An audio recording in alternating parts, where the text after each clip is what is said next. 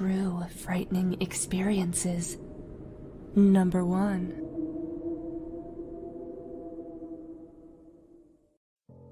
I live on the Flathead Reservation, so sometimes it can feel like I'm isolated from the outside world, and to make matters worse, I live up in the mountains deep away from town.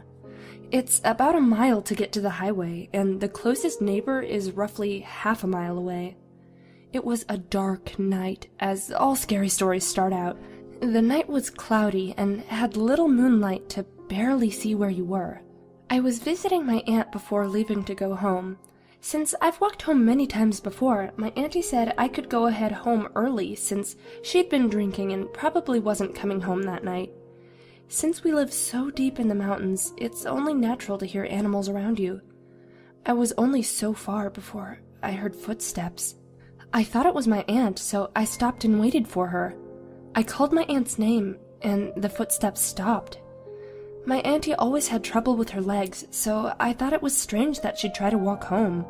I knew she would need help, so I walked over to where the sounds were. I saw a figure which was too big to be my aunt, who was only 5'3", and this figure was about 5'9". Don't misunderstand, it's always unnerving, and walking this time was no different. I didn't know what to do, so I turned around and ran. It was stupid, but I was scared at the moment. I only realized that he was following me as there were loud crunches of footsteps behind me. I saw my house come into the distance and ran to unlock the door. I was scared and I slammed the door and locked it. As I settled down, I remembered that no one was coming home. I live with my auntie and uncle, and neither was coming home that night. I scrambled to check the house because, after running, I was paranoid. I checked around and locked the doors and such. It was a little after midnight when I heard something in the back of my house.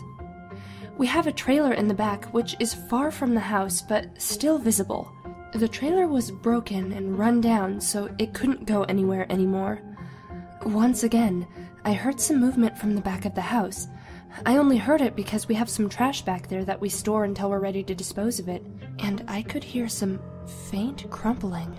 I was too scared to go check it out myself, so I hid near the front of the house for about an hour in uneasiness until I finally called my auntie, who was still awake and drinking.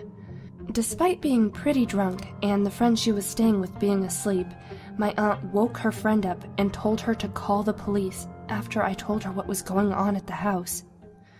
Being on the reservation and in such an isolated location, the cops took about an hour to show up. When they arrived, I was fairly nervous as they searched the place and asked me questions. After searching the land, they decided to search the trailer to see if they could find any more evidence of a possible break-in there. While doing so, they discovered evidence that someone had been living in the trailer. This evidence showed that whoever had been staying there had been living there for a couple of months or so. After that night, and the next morning, the police couldn't find the man. After that night, I have never seen him again. I'm way more cautious when I walk around now, especially at night.